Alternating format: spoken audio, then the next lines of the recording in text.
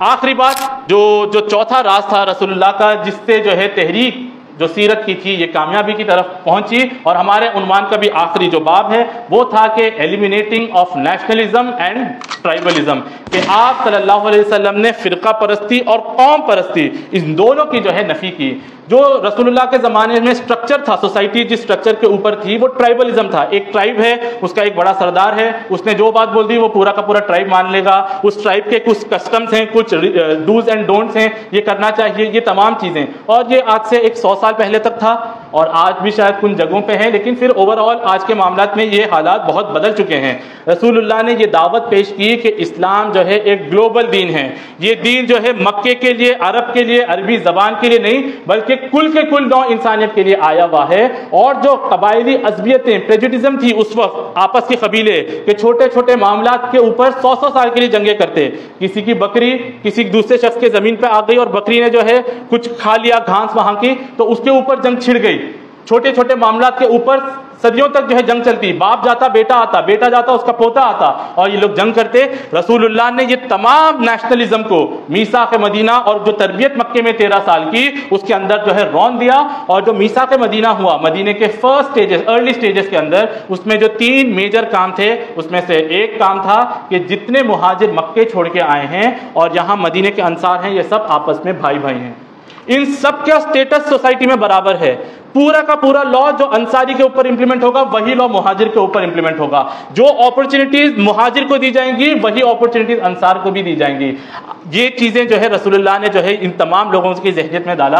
आज आप देखें ये चीज रसूलुल्लाह के बाद भी चली। बनु अब्बास, बनु उमैया, बनु अब्बास, फिर ममलूक और ऑटोमान एम्पायर जो आए, उन सब दौरान ये रहा। फिर जब वेस्टर्न ताकतें और वेस्टर्न साइंसेस उभरने लगी तो एडम स्मिथ और दीगर जो साइंसदान थे, जो एजुकेशनलिस्ट थे, जो फिलोसोफर्स आइडियाज पेश करने वाले थे, इन्होंने पेश किया कि जो है एक किसी भी ग्रुप की जो फलाह होती है, सक्सेस होती है, वो उनके नेशनलिज्म में होती है कि एक रंगत के लोग एक जगह पे रहेंगे, एक जबान बोलने वाले अगर एक जगह पे रहेंगे, एक नस्ल वाले रहेंगे, तो ये चीज उनके अंदर यूनिटी क्रिएट करेगी और वो लोग अपने आप को स्ट्रेंथ कर सकेंगे।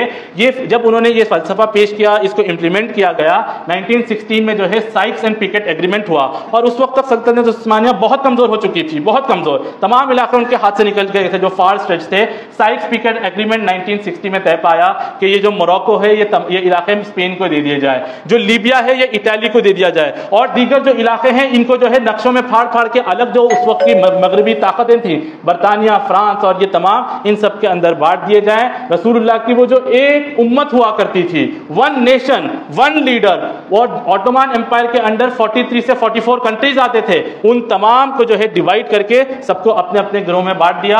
अब वो जो एक बड़ा विजन था, एक बिगर यूनिटी थी और बिगर कॉज, अब वो जाके मेरी कौम की तरफ महदूद हो गया और वो जो ग्लोबल दावत थी वो रीजनल और इलाकाई दावत बनके रह गई। रसूलुल्लाह ने जिस तरीके से उस दौर में चैलेंज किया नेशनलिज्म को, और यही नेशनलिज्म बन गया उनका कि आगे हमको जो है एक ग्लोबल पावर बनाना है इस्लाम को। आज उसी नहजे के ऊपर जो है नेशनलिज्म को चैलेंज करना है। जो इकबाल बात कहते हैं कि इस दौर में मैं और है जाम और है जम, और इस दौर में मैं और है जाम और है जम, और साकी ने बिना की रविशे लुत्फ़ो सितम, और तहजीब के आजर ने तरशवा सनम, और मुस्लिम ने भी तामीर किया अपना हरम, और इन ताज़ा खुदाओं में बड़ा सबसे वतन है, जो पैरहन इसका है वो मजहब का कफन है। ये बुत के तराशीद तहजीब नबी है, गारत करे काशान दीन नबवी है, बाजू तेरा तौहीद की कुव्वत से कवी है, इस्लाम तेरा देश है तू मुस्तफ़वी है, नज़ारा ए देरी न ज़माने को दिखा दे, ए मुस्तफ़वी खाक में इस बुत को मिला दे।